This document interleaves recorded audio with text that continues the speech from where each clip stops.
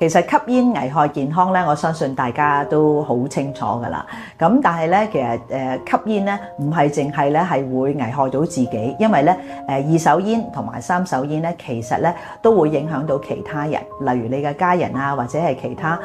朋友啊等等。咁所以咧，其實好多研究都顯示咧，戒煙咧越早咧，其實係越着數嘅。咁當然啦，戒煙咧可以係自己戒，亦都咧係可以咧有一啲嘅專業支援。咁研究亦都係顯示咧，如果有專業支援咧，就成功率咧可以大幅咁樣提升嘅。咁吸煙除咗係危害健康咧，其實會引致死亡嘅。如果睇返全球嘅數字咧，都會係每年咧係近有700萬人咧係死於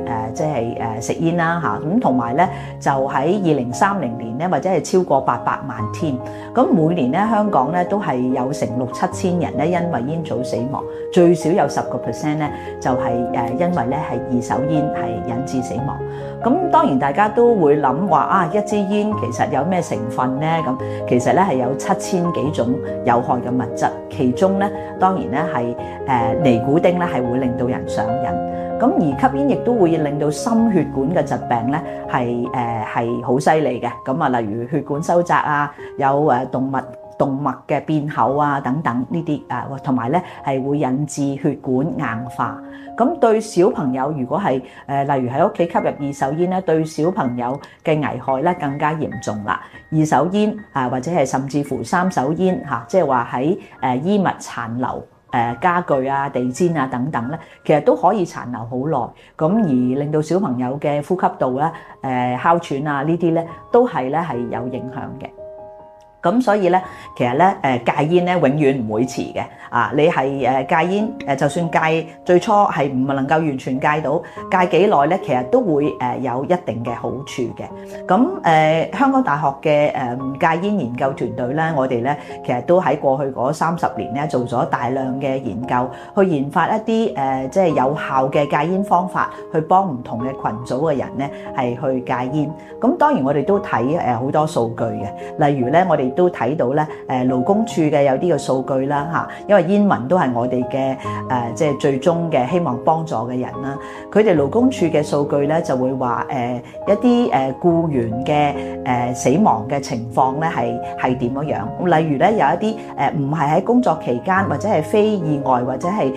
唔係職業病嘅死亡個案，其實咧都係第一季咧喺2025年第一季咧係個死亡咧係佔成90幾個%嘅。咁而建造業咧就係喺13個行業之中咧佔最高嘅百分比嚇。咁咧就死亡個案當中咧心臟病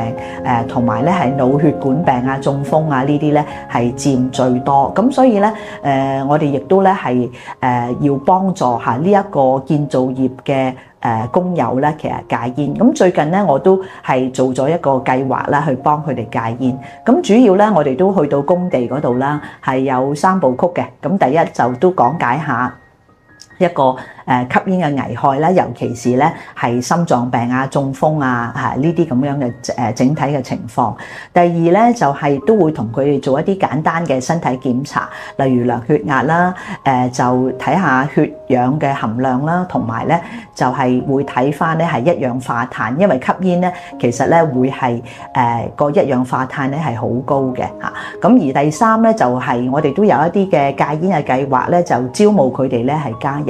咁所以咧，我都好希望咧，而家香港雖然我哋嘅吸煙率咧係9.1，咁但係政府咧係希望咧係會更加低嘅，去到咧係7.8。咁所以咧，我哋都係希望咧係幫助一啲即係食緊煙又上癮又戒唔到煙嘅人咧，係用一啲有效嘅方法去戒煙。咁所以戒煙咧，除咗用意志之外咧，其實咧都係要有一啲嘅方法。咁希望咧大家如果係食煙嘅話咧，都會係踏出第一步，令到咧你個身體咧係會回復你以前嘅好嘅情況。